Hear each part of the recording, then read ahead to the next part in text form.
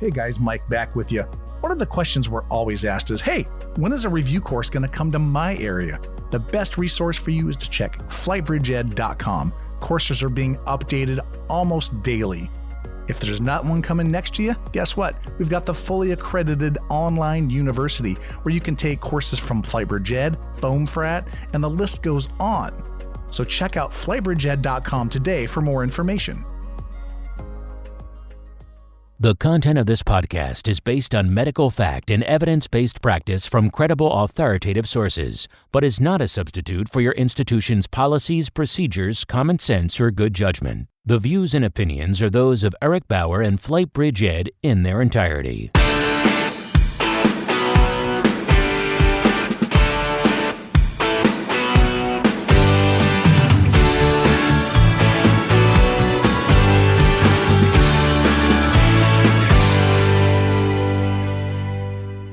Hey everybody, Eric back with you. Today's podcast is a good lesson for all of us, and that is looking at a disease process that we don't often see a lot of, and that is asthmatics. Yes, I know we see asthma in different stages, and we have all treated asthma patients. We've treated COPD patients, but I think if I reflect on my career, to say that I've really had to work hard with an asthmatic patient where it's escalated to mechanical ventilation, I would say I could count on one hand. And so I think this is one of those types of calls, whether you're ground EMS, whether you're an ED nurse, or you're a flight crew, that can be stressful. These are very difficult to manage. There is definitely a way to handle these patients, and we can easily get mixed up by different factors that come before us. So this case study is a nightmare series case. This is a true case. I've changed a few things, but there are some valuable lessons that I think we all need to look at and remember. So let's dive in. You have an 18-year-old male patient. He's 5'5", so we calculate his ideal body weight at 60 kilos. He had an onset of asthma that was diagnosed after some bouts of shortness of breath. Just started having some shortness of breath at about 16 years old. Was diagnosed with eosinophilic asthma. Now there's two subtypes of asthma. Eosinophilic is the worst. And then we have neutrophilic, and we will dive into that here in a bit. He started having symptoms based on this call after having some shortness of breath that was secondary to an upper respiratory infection that progressed into a severe cold. He tried to manage this at home per his girlfriend, took multiple nebs. He's on corticosteroids with nothing helping. Eventually, he ends up coming into the ED based on his girlfriend driving him in. When he arrives, he has tachypnic. He has a respiratory rate of 28, heart rate of 134, blood pressure 103/69, and he is actually satting about 94%. They quickly work him up. They get an ABG. They start a nebulizer treatment on him, get IV access, and ABG results show a pH of 7.15, PaCO2 of 61, a bicarb of 24, and a base excess of -2. And we'll dive into those numbers and we'll diagnose that here in a sec. I just want to highlight the case. ED physician does order a chest x-ray, shows hyperinflated lung fields bilaterally. He does have a flattened diaphragm. The patient progresses after multiple medications. He got albuterol ×3. He got Atrovent ×3. He was given MAG. He was given 3 doses of IM epi at 0.3. And eventually the patient starts getting fatigued, obtunded, and the physician decides to intubate. He chooses to intubate the patient with ketamine at 120 milligrams and rocuronium at 120 milligrams. He continuously sedates the patient with a 60 milligram dose of ketamine, and he gives a 100 mic dose of fentanyl. and then starts a ketamine drip at 1 milligram per kilo per hour. Patient is then prepared for transfer, and a receiving hospital accepts this patient. And so a flight crew is actually requested and arrives on scene. So before we get into the case further, let's dive into the actual pathophysiology. As I said, the patient was diagnosed 2 years ago with eosinophilic asthma. And we know eosinophils are part of our immune system and part of our white blood cells. And these specific white blood cells are going to respond to that allergen. And we know that when they do labs and they look at white blood cells and they look at the whole CBC, that oftentimes eosinophils will be elevated in really any allergic reaction. But specifically, when you get into those high levels of eosinophils, the more severe symptoms are going to be the highlight of these patients. And so I think it's important that when we look at eosinophilic asthma, to understand this is a very rare type of asthma. Numbers show that really 5% or less of all adult patients have eosinophilic asthma. The majority, 95% or greater, have neutrophilic. When you look at this and you look at this patient specifically, really, he does not fit the mold. Number one, most patients that are diagnosed with eosinophilic asthma are usually in their late 20s, early 30s, or older. And he was diagnosed at 16. These patients have no past medical history of allergies, right? They don't have any other allergic responses to anything. We do know that based on research, these patients are very hard to treat. They don't respond to conventional treatments. They don't respond to standard corticosteroid doses. Even high doses seem to be poor. And when you look at the respiratory system, they have a systemic overall attack. So it's systemic. And the entire respiratory system is involved. When you compare eosinophilic asthma, not to get into the weeds, really, they classify this as a subtype, and that subtype is T2 high asthma. And to compare that, neutrophilic asthma would be a subtype of non-T2 asthma or T2 low asthma.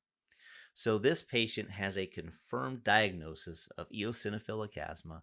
This is very rare. We know going in, if you get this patient, and that is the diagnosis, that's always something to ask. And if family is there, you should get a proper response.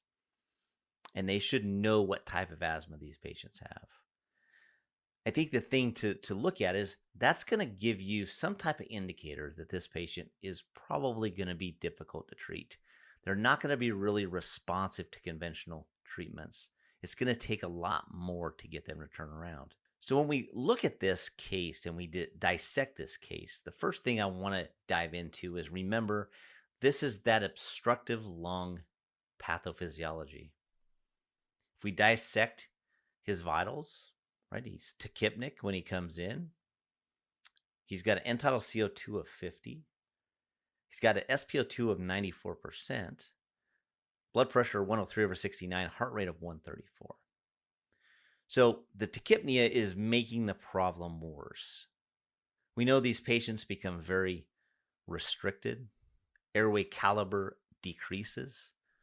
That makes it more difficult for them to take a breath. And so they easily become fatigued. Their respiratory effort is shallow, and they become tight. And that is just going to cause them to have a higher respiratory rate. And we know that based on standard inspiratory-expiratory phase, we have a phase of inspiration and we have a phase of exhalation. And the faster we breathe, the shorter our E time becomes. So that is now causing a bigger problem. Not only is he becoming fatigued, airway resistance is increasing, airway caliber is decreasing. Now, every time he is trying to exhale, he takes another breath. And so now you start the cascade of air trapping and auto PEEP increases.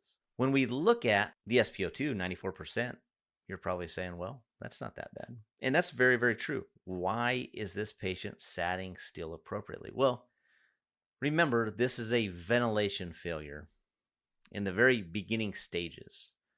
As this patient progresses and becomes more fatigued, he's going to have a difficult time with the inspiratory phase. And we're heading to that direction now, obviously. And that escalated to the point where he became fatigued enough that the physician decided to intubate the patient.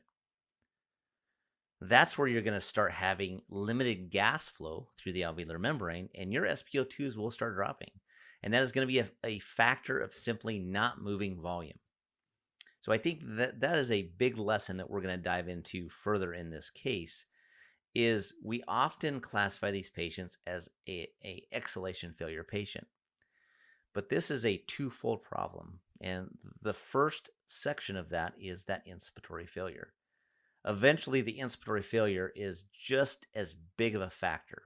What about the heart rate? Well, I'm sure he has a lot of anxiety. I'm sure he is very anxious and scared, and that is a factor that is causing that heart rate. End-tidal CO2 of 50. Obviously, anything greater than 45, we would classify that as hypercapnia. Does that alarm me? No, that doesn't alarm me. Patients are hypercapnic that are asthmatics. We know that the end-tidal CO2 is always going to be lower than the PaCO2, and our initial PaCO2 was 61. So you have a gradient there. That gradient's about 11 at this point. So when you walk in as a crew member and they give you that PaCO2 off that ABG, and as long as that is a very new number, you place them on a nasal cannula or they're already intubated and you're getting that waveform, that's going to give you a good idea based on that gradient of how to gauge your overall end-tidal CO2 and the changes you see within that patient. Now, if you have point of care testing, you have an ISTAT, you have an EPOC, you can make corrections with the vent and look at that and trend that in flight. So when we look at the ABG specifically, we have a pH of 7.15. We would call that uncompensated. We have a PaCO2 of 61. We know that that is hypercapnic. That's showing acidosis on the respiratory side. Bicarb of 24 is normal. Normal range is 22 to 26. And a base excess of -2 is normal. So we would simply classify this as uncompensated respiratory acidosis. When we look at treatment considerations, this physician escalated from, the patient having multiple dual nebs, had went aggressive with the epi, which I applaud him for, but BiPAP was never considered. So if you have this in your arsenal, and obviously we're in the COVID-19 era right now, and a lot of patients are not being placed on BiPAP because of the whole aerosol situation. That may not be an avenue that you want to go down, but if you do have that ability and we get out of this whole COVID-19 era, remember that BiPAP is a great way to attempt to augment these patients, and the whole theory of IPAP, EPAP in these patients, and why we wouldn't just go CPAP if we had the ability to go BiPAP would be to be able to widen that gradient out. So the way I would approach this is I would probably start at 10, 12 on my IPAP, and I would place my EPAP low, 2 to 3. I want my gradient wide. I want a lower pressure EPAP during exhalation. I want a little bit higher IPAP because that's my ventilation side. And then I would gauge how the patient's doing, and I would try to titrate my vent for comfort. Obviously, this hospital didn't go that route, and this physician felt more comfortable based on what he and the team had to go to intubation. When we look at this patient from the standpoint of RSI medications, I thought the physician made good choices. Now, if he or she did not have ketamine as an RSI medication, that's fine. Etomidate would be appropriate, but we would probably go ketamine if you have that available. We know it has that beta 2 side to it. Rocuronium of 120 milligrams, great choice. Would Sucks be wrong? No, wouldn't be wrong. Ketamine for sedation, we have a 60 milligram dose, and then he went a ketamine drip, and then fentanyl at 100 mics. So when we look at this patient, when you walk in as a flight crew, is being ventilated via bag valve mask ventilations and is just being transitioned over to the ventilator. The flight crew basically says, hey, why don't we just stop for a second? Let's get our vents set up, and why don't we just transition them into ours?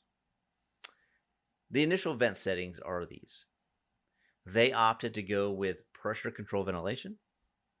They started with an inspiratory pressure of 43. That gave them a PIP of 47 because they started with a PEEP of 5. So we have a inspiratory pressure of 43 over 5. That gives us a PIP of 47. That gives them an exhale tidal volume of 165.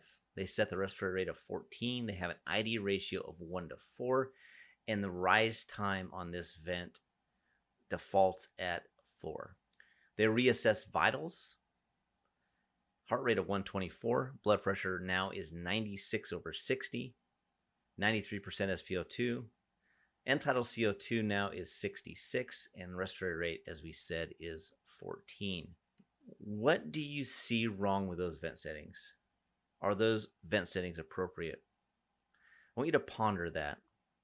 When we think about the patient that's 60 kilos ideal body weight, what should the target tidal volume be?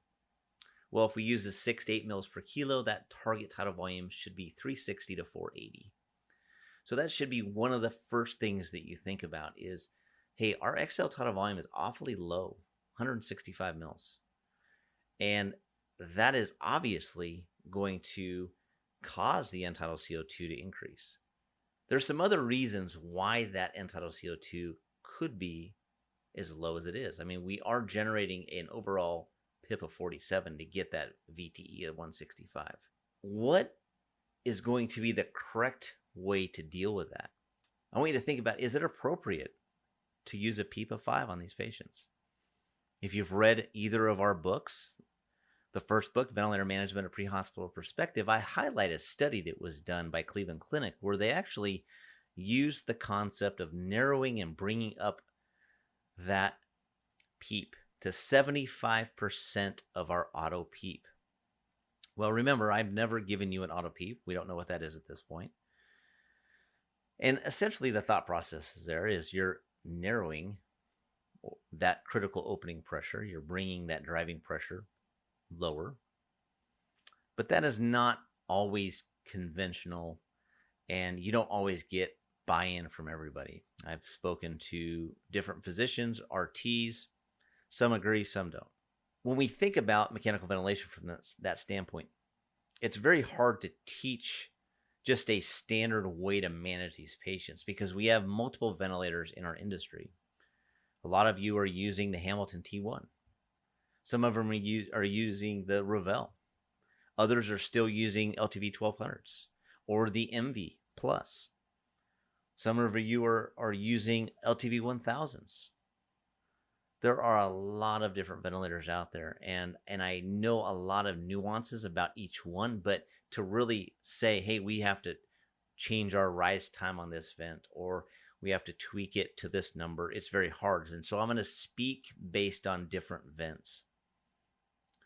The key here is to understand that this patient is only getting a VTE of 165. That is alarming.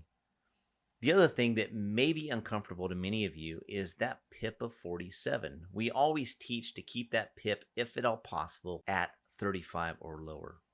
But we have to remember that these asthmatic patients, it may cause you, based on the airway resistance, based on the airway caliber, you may need to escalate to even drive enough pressure to get a tidal volume. And that is very, very normal. Based on those parameters, they decide to increase the ID ratio to 1 to 5 at this point. They're now seeing PIPs of 53, and they're still getting exhale tidal volumes that are critically low, now 147. About 5 minutes later, they reassess vitals. Now they have a heart rate of 103. They have a blood pressure of 86/60. SpO2 now is down to 87%, and end-tidal CO2 is 86. They decide at this point to regroup. They remove the patient from the ventilator. They allow for some exhalation, but very quickly put the patient back on the vent. So what is the problem here? Why is this patient continuing to decline? When you look back at this patient prior to being placed on the transport vent, the patient was being ventilated with a BVM and actually doing fairly well. So what is going on with these settings that's causing this patient to decline? So let's refocus our thought process. If we start from the beginning, the patient's problem, if we focus our care, he escalated to intubation because of fatigue. Why? Well, he was tachypnic. That translated to eventual muscle fatigue. That equals limited inspiratory volumes. That causes ensuing respiratory acidosis. That's secondary to limiting that gas movement, right? We don't have volume moving in through the alveolar capillary level, hypercapnia ensues. Because our respiratory rate is high, we end up having overinflation. We saw that with a chest x-ray, and that is classic for these COPD patients, obviously, and asthmatics. And why does that happen? Well, they have a poor ability to exhale. That's secondarily cascaded from that rapid rate, which causes a narrowing E time, right? They're always spending the entire time inhaling. They never allow that full exhalation phase. So that air trapping starts. The next thing we start seeing in these patients is they have dead space ventilation. Why does that happen? Well, we have, again, limited gas movement. Gas movement is minimal. Nothing contributes to alveolar gas exchange. And as that illness progresses, that gets even worse. Now, how can you tell if this patient is getting to a point where they have limited inspiratory volumes? Well, we obviously use end-tidal CO2 waveforms, and we use that as a gauge for that ventilation side, and we use that as a way of assessing what number are they showing, right? We know that true respiratory failure is both an end-tidal CO2 greater than 50 and a PaO2 less than 60, but when you look at the ventilation side, the first thing we look at is that end-tidal over 50, which means that that PaCO2 has to be at least 51 or greater. So we're always gauging that end-tidal CO2. Well, we also know what a normal end-tidal CO2 looks like, and we know that we have that nice square waveform, might be slightly, sloping upward, but when we start seeing a minimal end-tidal CO2 waveform, that is going to give you the indication that we are now not only in a ventilation failure, but we're also looking at inspiratory failure. We have limited inspiratory volumes, and it's this big cascading event. But I think the important part of this case is to remember that asthmatics, maybe severe COPD as aspiration, end up in both an inspiratory and expiratory failure. And we have to remember that. The key is obviously to get the patient to move air. If we get them to move air, you're going to see that SpO2 improve. But I caution you not to focus on the SpO2. The SpO2 is most likely, in most cases, a factor of volume. Once we start fixing the volume moving in and out, the SpO2 should respond. We'll eventually see end-tidal CO2 waveforms go back to a normal size.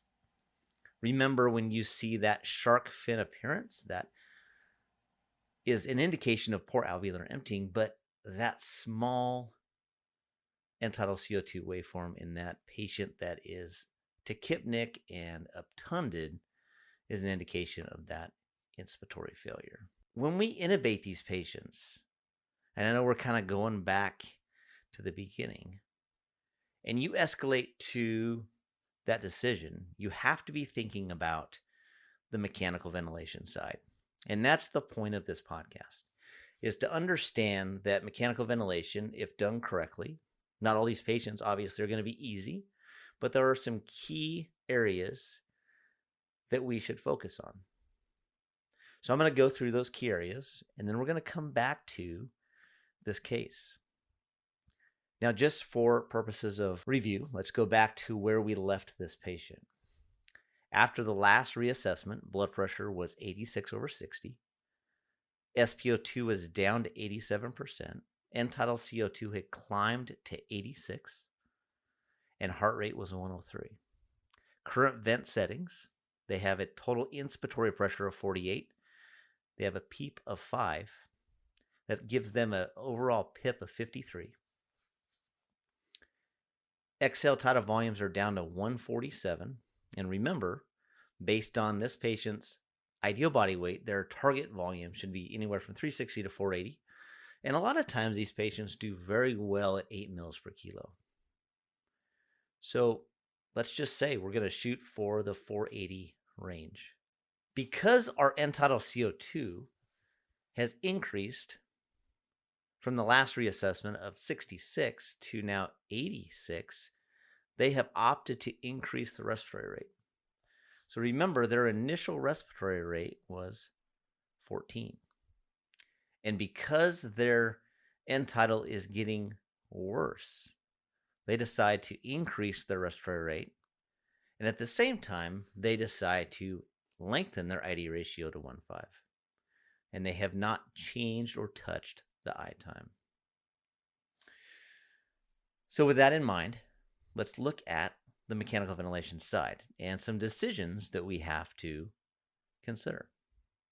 And the first decision we have to consider is, what is better? Should we go with volume or pressure? And I think the thing we have to first consider is what kind of ventilator you're using.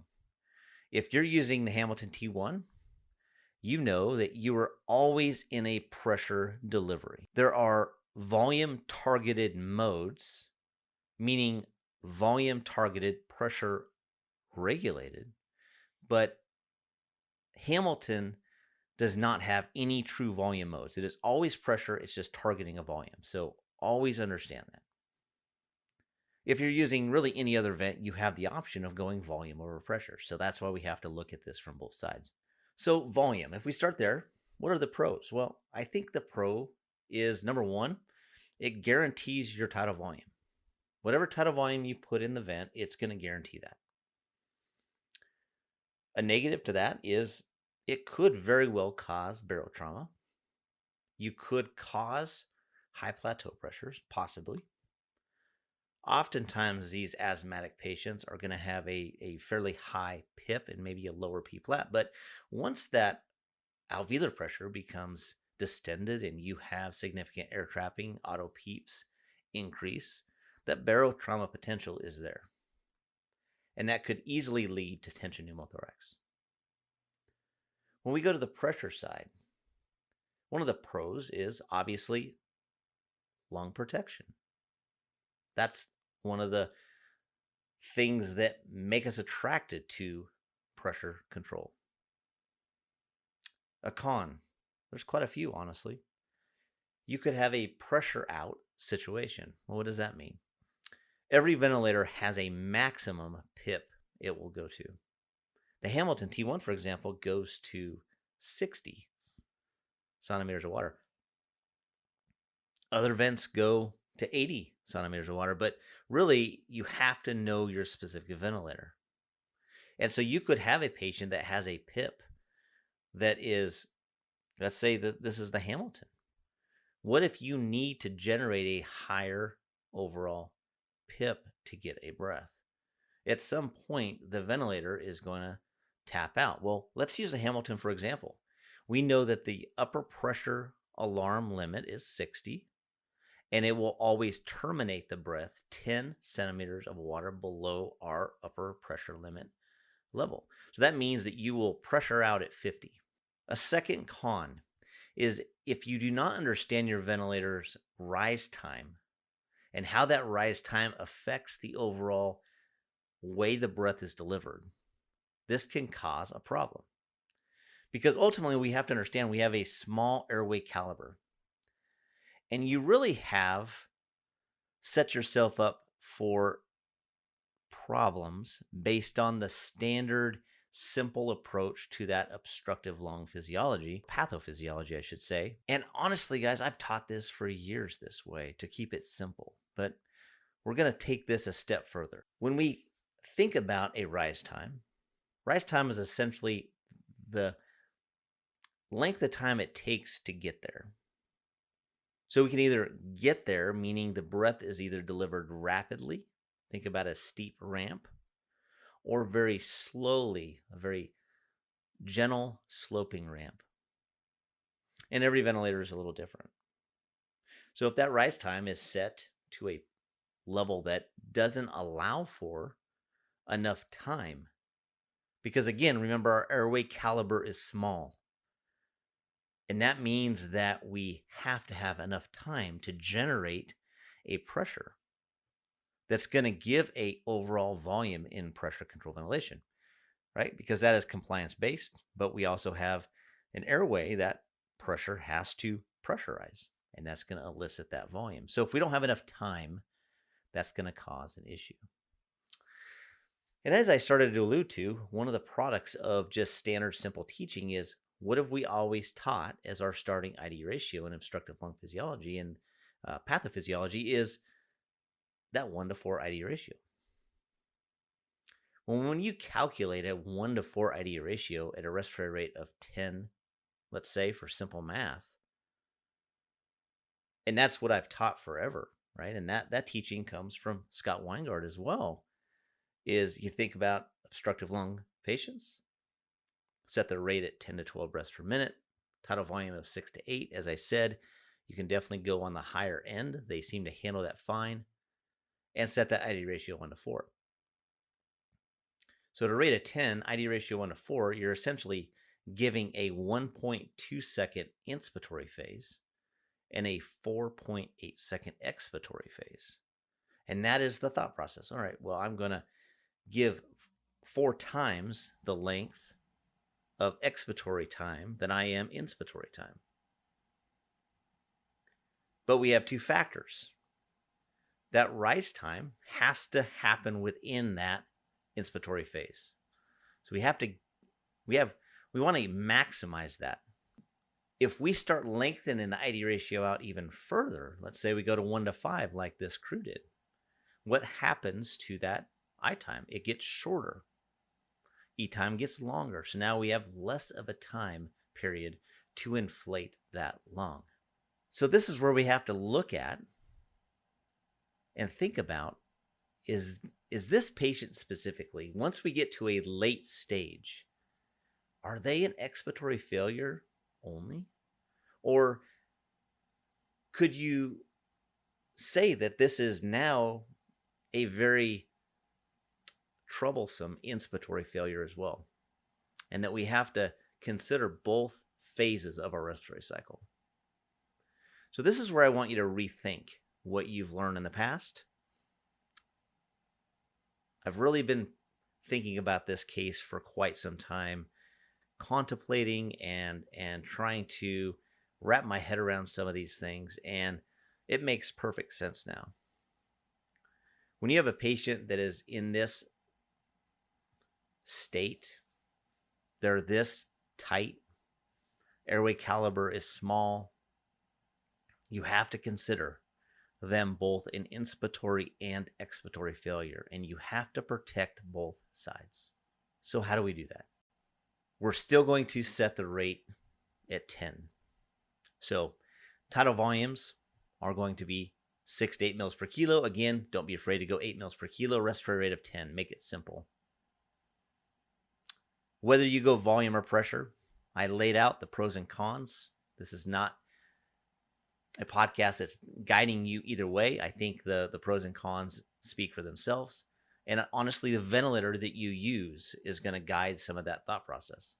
But what if we changed up the ID ratio, and instead of going a 1-to-4, What if we went to 1-to-1? Well, what does that look like? As I said, if you went a 1-to-4 ID ratio with a rate of 10, you're going to have a 1.2 second inspiratory time and a 4.8 second expiratory time. And the way I got that is we know we have 10 breaths per minute. We divide that into that 60-second time frame, and we get 6 seconds. So we have a 6-second respiratory cycle time, 10 times per minute. And I'm just splitting that ratio up. So we have 6 seconds, and during that 6 seconds, we have to have the inspiratory phase and an expiratory phase, and we have a 1-to-4 ratio. So that's where we get a 1.2 second inspiratory phase, 4.8 second expiratory phase. Now let's change that and think of that from a 1-to-1 ID ratio. Well, that's simple math. We still have a 6-second respiratory cycle time, but if we go 1-to-1, now all of a sudden we have a 3-second inspiratory phase and a 3-second expiratory phase. And man, what a difference that makes. Because again, it is just as much about an inspiratory failure as it is an expiratory failure. So what's the best approach? Number one, tidal volume of 6 to 8 mils per kilo based on ideal body weight. Volume or pressure based on your preference, based on your ventilator capacity or capabilities. Rate 10 to 12. I will probably go more at 10. ID ratio. You know, what I would say is start at 1-to-2. Go down to 1-to-1. But it really makes a lot of sense to me now that a 1-to-1 ID ratio in this type of patient probably is the best option. What about your ramp or rise time? Every ventilator is a little different. Hamilton T1 has a very massive range for ramp. The Ravel, the LTVs, the MV, a much more narrow range. Some of the ventilators, LTVs, MVs, Ravel, there's no way to physically turn off the rise time. When you're in pressure control ventilation, the rise time is active. You have to change that variable based on what you want. And in these patients, you probably need to have a rise time that's going to give you a little bit more time. With that said, remember every patient is a little different. You may have to play with it. You may have to adjust it a few times. The Hamilton actually allows you to turn the ramp off. And I think that is definitely a way to go, is just take that variable out in some cases. Turn it off. Don't make it part of the equation. Don't forget to continue with your pharmacology. Give good sedation. Paralyze these patients. These patients do not need to trigger the vent. They do not need to contribute. Evaluate the auto PEEP if you have that capability.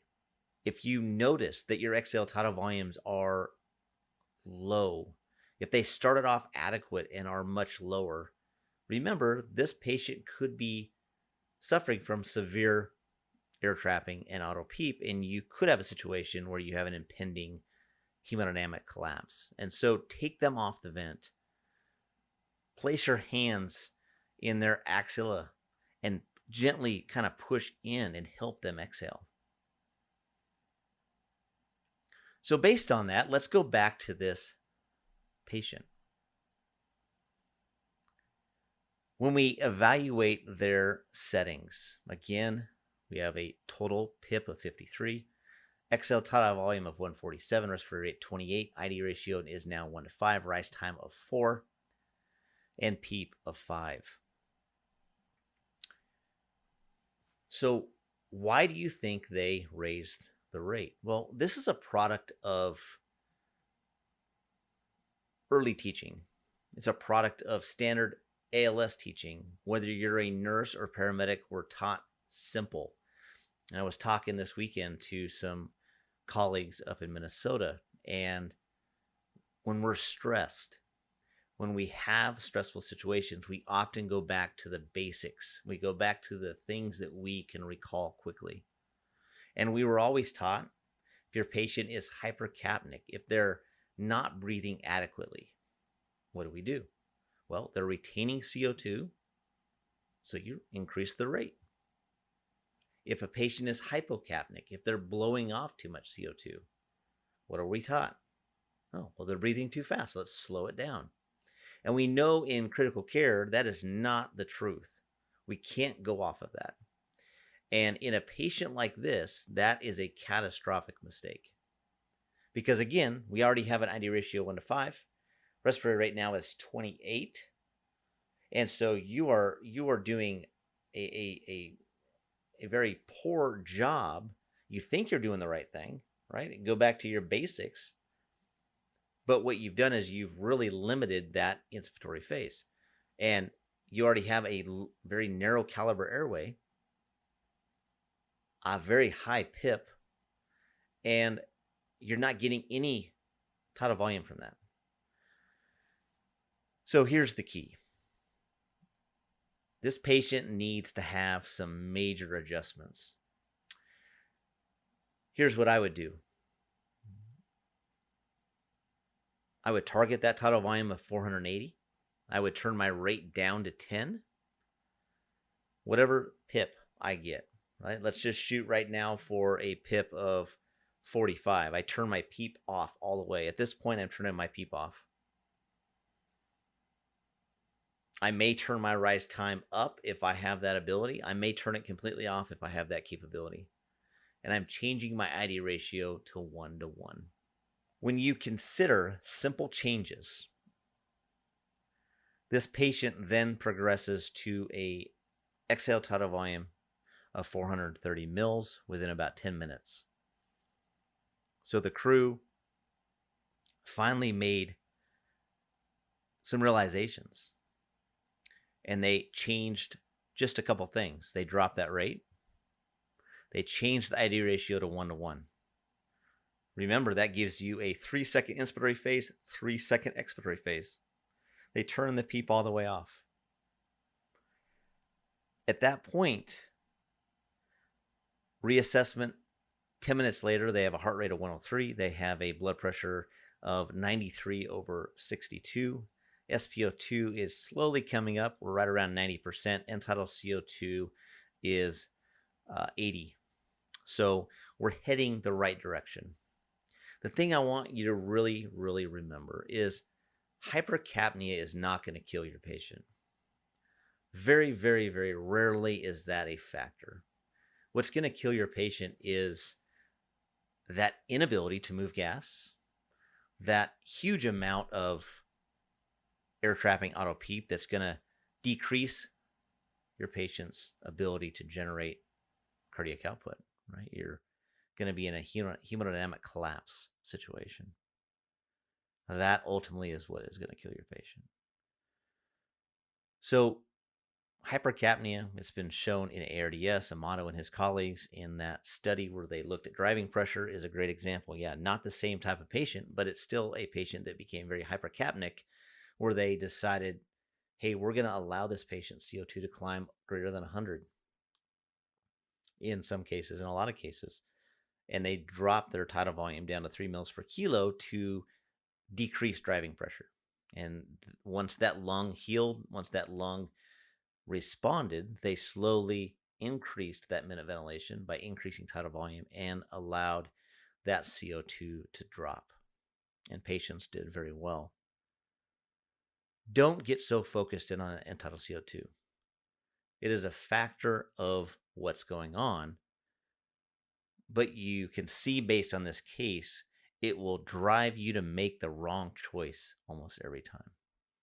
And I talk about this in the context of the 3 Ps of end-tidal CO2 in that partially compensated metabolic acidosis. We do the same exact thing in that case. You walk in, you see somebody that's hyperventilating, they're breathing Kussmaul respirations, let's say DKA patient, and we think that they are just breathing too fast, and you try to drop that rate, or you intubate them and you don't recognize that this is a compensatory mechanism, and they're doing that to assist the buffering systems, right? Carbonic is maxed out, respiratory system has to kick in, kidneys are also maxed out, and that respiratory side has to kick in, grab onto all the hydrogen it can, grab onto the bicarb, combine those together, make carbonic acid, which we know splits off into CO2 and water. CO2 can be exhaled, water is evaporated. It's the same thing. But we're taught, we go back to the basics. Hey, we have a hyperventilating patient. They're breathing too fast. They're blowing off the CO2. We got to get them to slow down. And that is the wrong choice. So you have to look at the big picture in these cases. You have to look at why is that happening?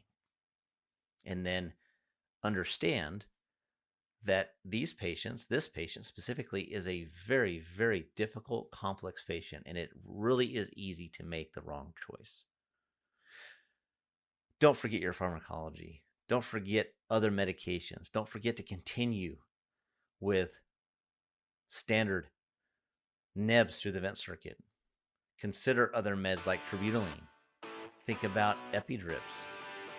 Lots of different things you can consider. But really, I think where we as a critical care transport team, whether you're ground, whether you're HEMS, that mechanical ventilator is a big, big problem if we mismanage it.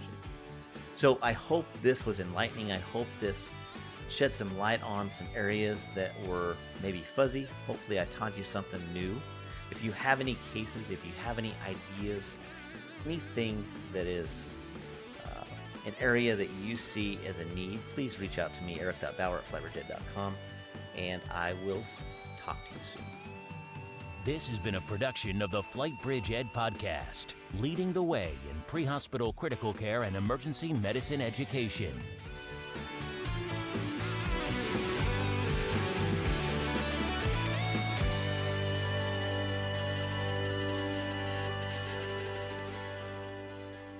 FlightBridgeED is a proud media sponsor of Medevac Foundation International, a nonprofit organization that takes pride in taking care of our own in the medical transport community. Every dollar raised supports taking care of our own. Help is on the way. This programming provides tools to combat depression and PTSD in our EMS community. The annual Run to Help the Helpers event is happening now. It's a virtual run, walk, or roll. That means cycle, rollerblade, skate, scooter, or wheelchair for EMS wellness and suicide prevention. As long as you're self-powered from start to finish, you can run to help the helpers any way you want, anytime you want, anywhere you want, or for as far as you want. Sign up today at medevacfoundation.org/events and tell them help is on the way.